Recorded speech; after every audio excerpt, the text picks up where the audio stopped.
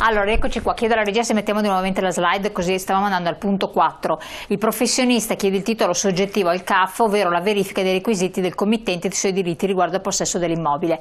E questo è l'altro aspetto di cui parlava anche il nostro telespettatore, per cui tra l'altro devi essere anche proprietario di questo immobile e averlo in possesso. Chi è che può fare questi lavori? E nel caso di tipo di usufrutto dell'immobile, l'usufruttuaario, il proprietario, l'inquilino? Anche l'inquilino. Anche l'inquilino, però le spese eccessive vanno sul proprietario, il plus, cioè col consenso del proprietario? Allora, sì, certo che deve avere il consenso del proprietario, ci mancherebbe, perché sono interventi di natura straordinaria, ma questo riguarda la contrattualistica esistente nel contratto d'affitto tra l'inquilino e il proprietario. Ogni contratto d'affitto disciplina i lavori che devono essere eseguiti all'interno di quell'edificio, quali sono ordinari e quali straordinari. Okay. In questo caso, se l'inquilino vuole beneficiare del 110, dovrà parlarne con il proprietario e trovare un accordo all'interno del quale appunto l'inquilino beneficia di questo bonus. Certo. Ecco. Ho una casetta singola in campagna e vorrei sapere in che categoria deve appartenere per usufruire del super bonus. Non ha riscaldamento ma solo un caminetto. Questo è un problema?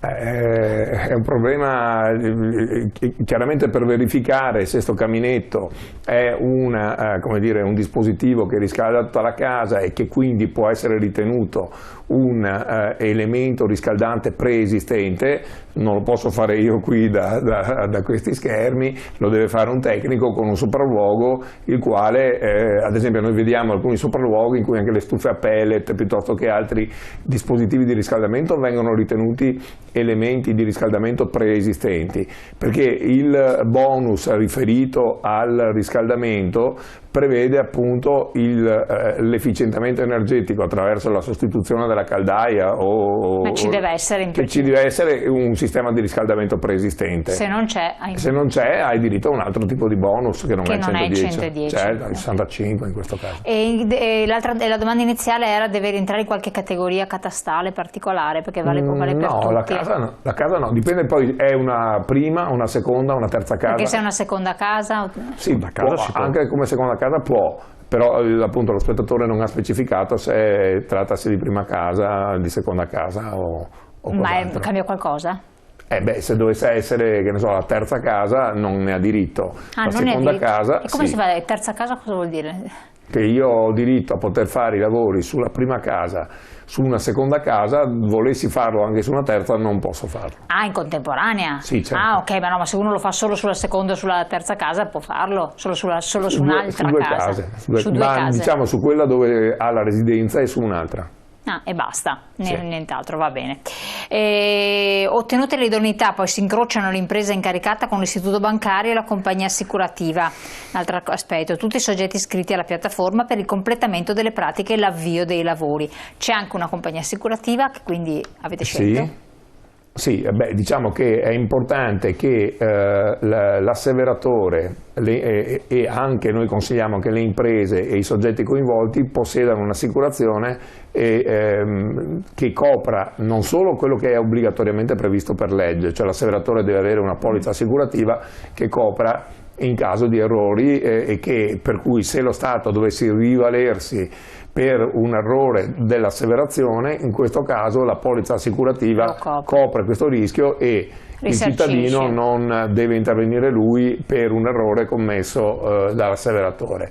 Quindi noi abbiamo fatto entrare a bordo della piattaforma dei soggetti assicurativi che fanno questo tipo di verifiche proprio a tutela del cittadino, mentre per quanto riguarda l'aspetto dell'acquisto del credito abbiamo dato accesso a una serie di banche e anche assicurazioni che acquistano il credito d'imposta. In questo caso, come diceva prima Claudio Zaccarin, il rapporto è con l'impresa, nel senso che noi favoriamo tutti quei lavori dove l'impresa concede lo sconto in fattura al cliente, di conseguenza il credito, cioè deve cederlo l'impresa e non più il cittadino. Allora, l'ultima fase, la 6, il CAF raccolta tutta la documentazione, la valida ponendo il visto di conformità e richiede l'accettazione dell'Agenzia delle Entrate, momento solenne. In questo momento leggo il messaggio, anche il più scrauso artigiano o impresa sta avendo commesse di lavoro. Se qualcuno mi parla di crisi post-Covid nel settore edilizio mi metto a ridere. Vabbè, io volevo chiedere questa cosa qui, condomini come siamo messi? Perché in realtà tutto questo nascerebbe per i condomini. Non siamo messi proprio bene, quindi un nel senso che i condomini sono, per quanto ci riguarda, pochi. È molto più complesso ovviamente fare questa attività in un condominio che assumere personalmente come cliente questa decisione, quindi ci sono aspetti burocratici, psicologici, di lavoro eccetera, quindi probabilmente i condomini avrebbero più bisogno di certezze di tempi molto più lunghi. Ecco. Se le proroghe di 6 mesi sono fatte per provocare un'accelerazione nei confronti della popolazione, le proroghe di 6 mesi non producono grandi risultati per i condomini. Dunque, se l'obiettivo dello Stato era quello di intervenire principalmente sui condomini, ecco, questa normativa incerta non aiuta.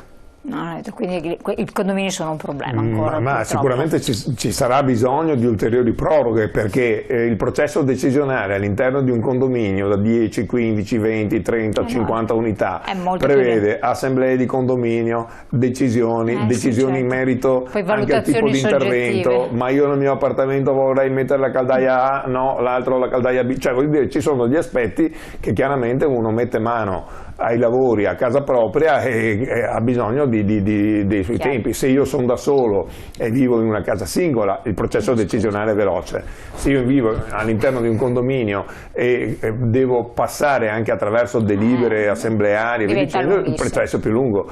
E quindi l'invito che credo possiamo fare anche a chi ci governa, al legislatore, ringraziandolo per questo sicuramente preziosissimo dispositivo che permette di rimettere anche in moto l'economia, è che è giusto, sicuramente è giusto, ma avrà bisogno di ulteriori proroghe proprio per questi motivi, proroghe che dobbiamo attenderci nell'ordine almeno di altri 3-4 anni per mettere a terra tutto il lavoro che si è fatto. Poi vista anche la lentezza di arrivo delle materie prime e dei costi eccessivi, perché il breve tempo fa emergere un fenomeno di speculazione sulle materie prime, mentre se il tempo fosse più lungo magari questo si attenuerebbe. Qualcosa si attenua. Allora, siamo giunti quasi in chiusura, in realtà ci sarebbero altre questioni da affrontare, magari si riaffronterà più avanti. Io volevo un cenno da parte di lei, CAF Nord-Est, sull'assegno temporaneo, perché siamo arrivati a un momento importante. 2 parole rapide. Sì, diciamo che siamo sommersi dalle richieste di ISEE da parte di quella popolazione che è interessata dall'assegno temporaneo, che riguarda tutti quei soggetti, anche lavoratori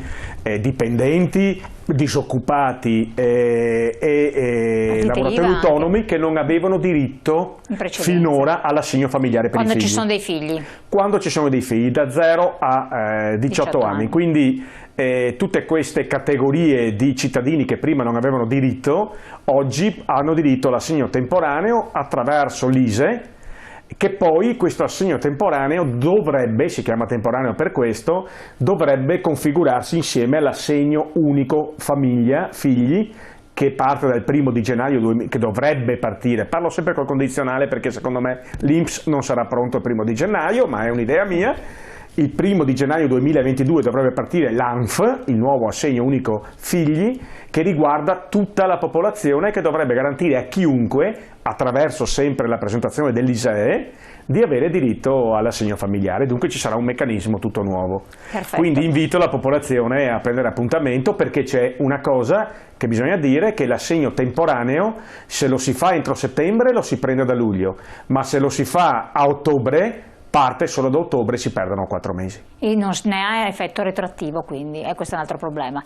Un altro messaggio: per la casetta in campagna, seconda casa, posso utilizzare il bonus facciate? Dipende qui dalla zona in che zona è esposta in una via, dipende dalla facciata. Se la facciata è a vista, solo le facciate a vista sulla... Sì, ci sono delle categorizzazioni fatte dai tecnici in cui bisogna fare una verifica e vedere questa casa su che via è esposta e anche semplicemente in comune glielo sanno dire. Certo, cioè che deve esserci a disposizione una via pubblica, mi pare di Sì, magari se ho 4 facciate e 3 sono esposte, una no, mi daranno il 90% sulle 3, l'altra la pagherò io intera, insomma, Chiaro, ecco, però certo. bisogna sempre fare una verifica qui Bisogna tecnici. fare anche questa una verifica, perfetto, siamo giunti al termine.